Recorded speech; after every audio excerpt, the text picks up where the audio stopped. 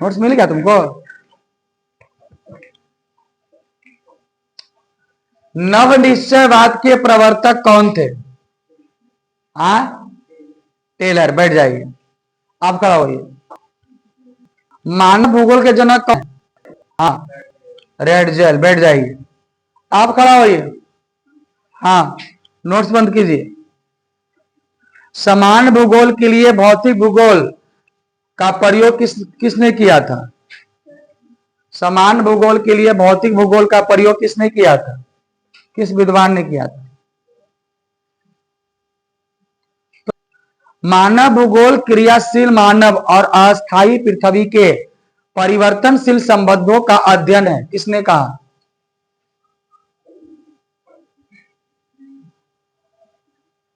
चलिए, आप खड़ा होइए।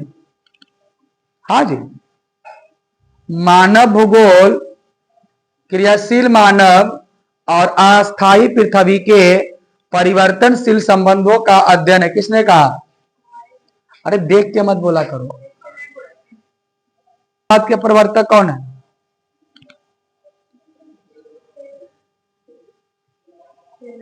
बैठ जाइए, आप खड़ा होइए।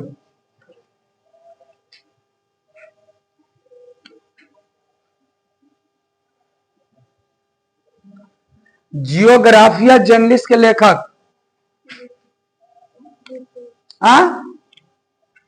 नवनिश्चयवाद के प्रवर्तक कौन है?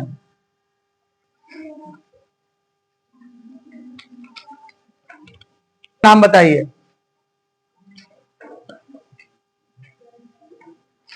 वीडियो भी इसका अपलोड होगा यूट्यूब पर। आप वीडियो नहीं देखते हैं? वीडियो नहीं देख रहे हैं टेलीग्राम पर?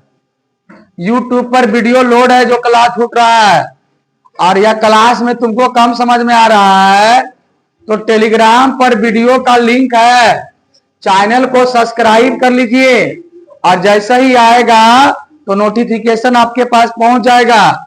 घर में बैठकर वीडियो को देखिए, और देखिएगा तब समझ में आएगा। खाली आने और जाने से केवल टाइम पास होगा आपको। तुम खड़ा बताइए, भारत में 2 कृषि आधारित उद्योग का नाम।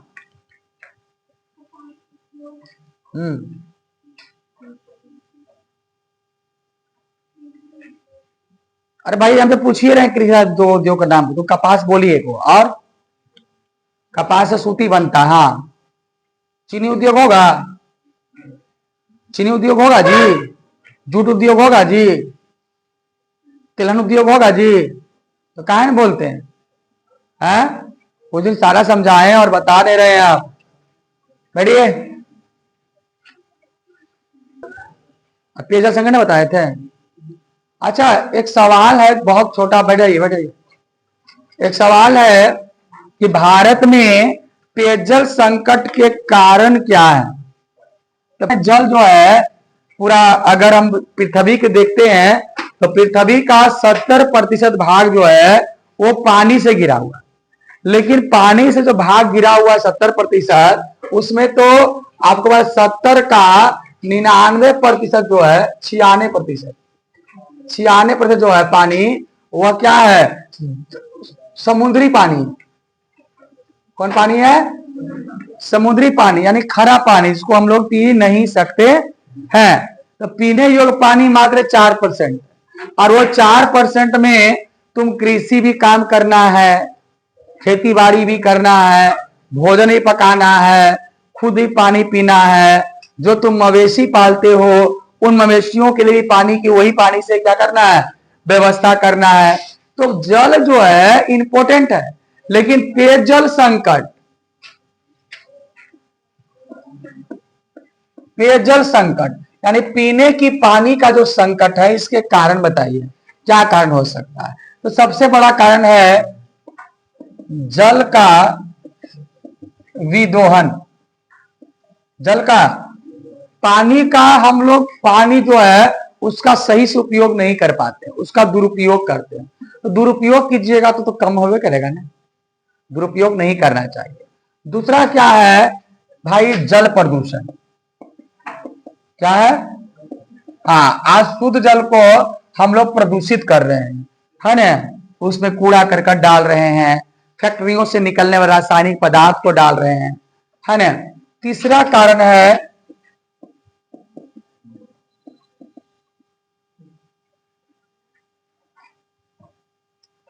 नदियों का समाप्त होना। आज नदी क्या हो रहा है, समाप्त हो रहा है। तुम नवादा जाते हो, हमारा जिला नवादा हुआ हम लोग का, नवादा जाते हो, नवादा टाउन में एक नदी निकलती है ना, खूरी नदी है ना वो। अब वो खूरी नदी पहले हम बचपन में थे तो पानी बिल्कुल साफ हुआ करती थी, लोग उस पानी में पूजा पाठ करते थे, स्नान करते थे, यहाँ तक कि भोजन पकाने के लिए उस पानी का प्रयोग करते थे। आज वो पानी देखिएगा दूर से महकता है। नदी जो है नाला बन चुका है। क्या बन चुका है, सारा घरेलू कूड़ा करकट उसी में फेंक दिया है।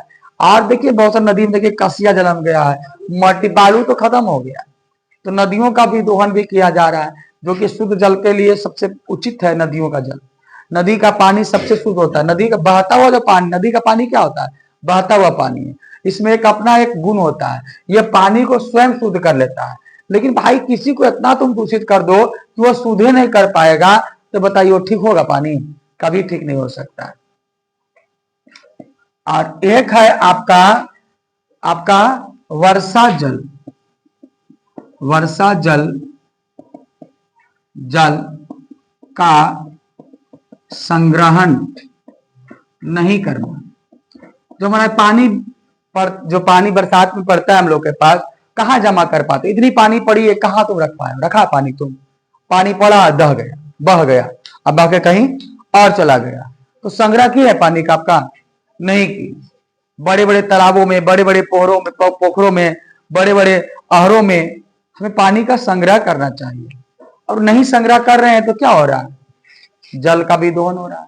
अब लोग बोरिंग करता है तो बोलता है कि 40 फीट में पानी आ गए, पहले बोल 40 फीट में पानी हो वाला, अभी तो 100 फीट में पानी नहीं मिलता है, 70 फीट 80 फीट पानी होता है। और ग्रीष्म काल में तो वो पानी छोड़ देता है ना। जो हमारा भूमिगत जल है, जो जमीन के अंदर जल है, जिसको हम पीने में सेवन करते हैं, वो पानी में भी कमी आ रहा है।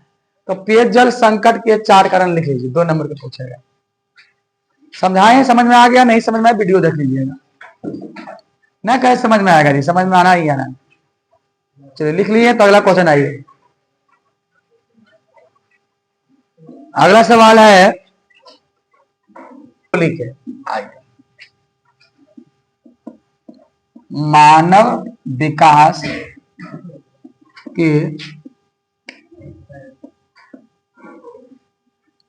क्या सवाल है? मानव विकास का स्तंभ पूछता है कि मानव विकास सूचकांक पूछता है? सूचकांक नहीं पूछ, मानव विकास के स्तंभों को लिखे। एक सवाल है, बहुत अच्छा सवाल है कि भाई ये लेसन 4 में पढ़ना है ज्योग्राफी में कि मानव विकास है ना, मानव विकास सूचकांक के दिया था, लिखना बंद करो। मानव विकास सूचकांक के दिया था, तो मानव विकास सूचकांक दिए थे पाकिस्तान के एक प्रोफेसर थे जिनका नाम था डॉक्टर महबूब उल हक। क्या नाम था? हाँ, वो दिए थे। अब बोलते हैं वो सूचकांक था कि मानव विकास के 3 चीज सूचक है, लेकिन अगर मानव विकास के स्तंभ की बात करें तो मानव विकास के 4 स्तंभ है। पहला है समता या समानता। समता लिखो। क्या? समता। समता का मतलब इक्विटी, बराबर, है ना। समाज में अगर सभी व्यक्ति को बराबर अधिकार दिया जाए तो समाज के सभी व्यक्ति को विकास कर पाएगा? नहीं पाएगा। अब इस क्लास में बैठे हुए विद्यार्थी हैं, अब एक विद्यार्थी बैठे हुए हैं, तो इस लड़का को हम बेसी मान रहे हैं, उस लड़का को मानिए रहे हैं, इस लड़का को बेसी समझा रहे हैं, बुला बुला के ऑफिस में बुला के समझा रहे हैं, और वो नहीं समझा रहे हैं, तो क्या दोनों को समान विकास हो पाएगा? नहीं होगा। जो मौका इसको मिल रहा है, समता मतलब इक्विटी, सभी लोग बराबर होना चाहिए, किसी के साथ भेदभाव नहीं होना चाहिए। ये होना चाहिए मानव विकास का स्तंभ का पहला। दूसरा है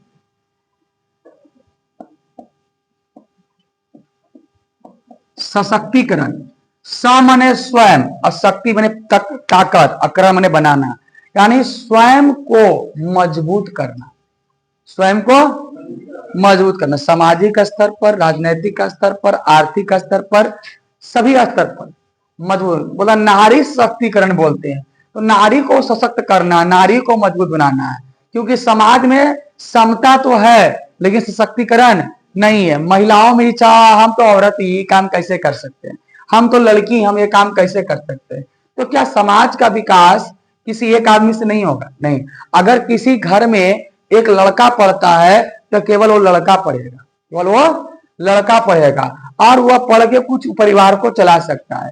लेकिन अगर किसी घर में एक महिला पढ़ती है, एक लड़की पढ़ती है, तो वह पूरा परिवार पढ़ता है, क्योंकि उसके बच्चे को वही पढ़ा सकती है, बच्चे को भी ज्ञान दे सकती है, भाई को भी ज्ञान दे सकती है, जहां जाएगी अपने देवर, अपने ननद को भी ज्ञान दे सकती है। तो एक औरत के शिक्षित होने से पूरा परिवार शिक्षित हो सकता है, जबकि एक पुरुष से शिक्षित होने से एक परिवार चल सकता है। इसलिए महिलाओं को शिक्षित होना बहुत जरूरी है और शिक्षित होने के लिए सशक्तिकरण होना बहुत जरूरी है। ये चीज। तीसरा क्या है?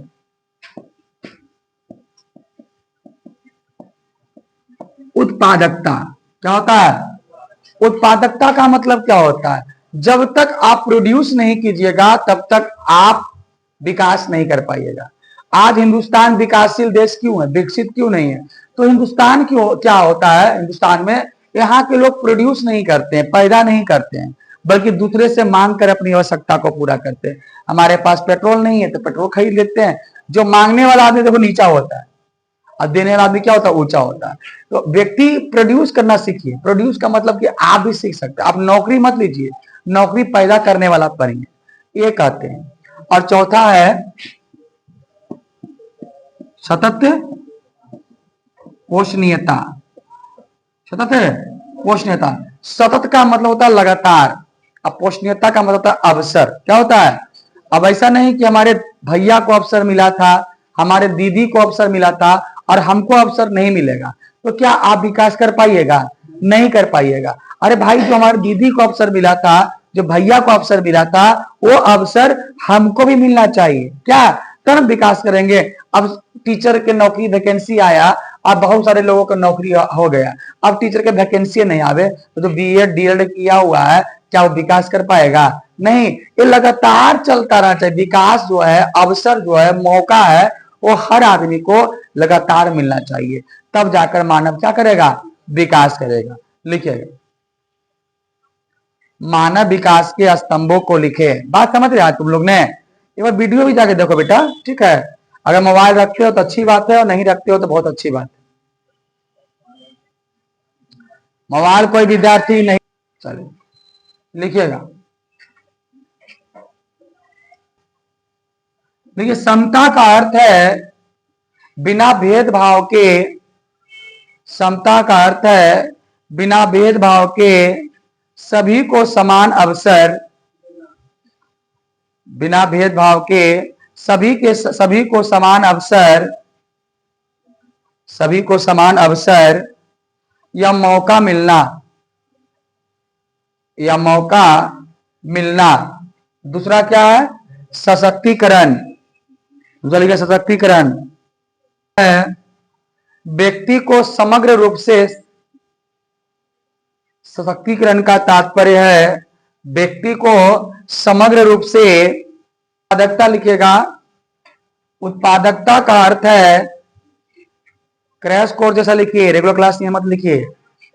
उत्पादकता का अर्थ है व्यक्ति के अंदर उत्पादन करने की शक्ति को बढ़ाना, व्यक्ति के अंदर उत्पादन करने की शक्ति को बढ़ाना, व्यक्ति के अंदर उत्पादन करने की शक्ति को बढ़ाना।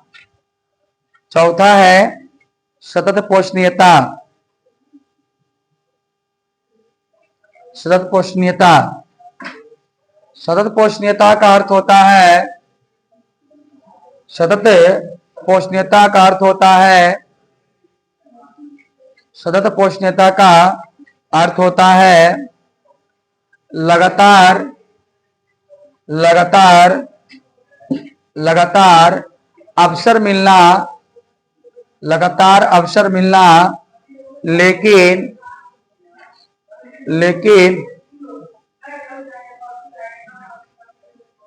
अरे हल्ला क्या कर रहा है रे? पागल हुआ है क्या रे? यहां पर लोग रहते हैं। हाँ क्या लिखा? हाँ लेकिन भविष्य को ध्यान में रखते हुए, लेकिन भविष्य को ध्यान में रखते हुए, भविष्य को ध्यान में रखते हुए वर्तमान आवश्यकताओं को, भविष्य को ध्यान में रखते हुए वर्तमान आवश्यकताओं को, वर्तमान आवश्यकताओं को पूरा करना, पूरा करना, पूरा करना,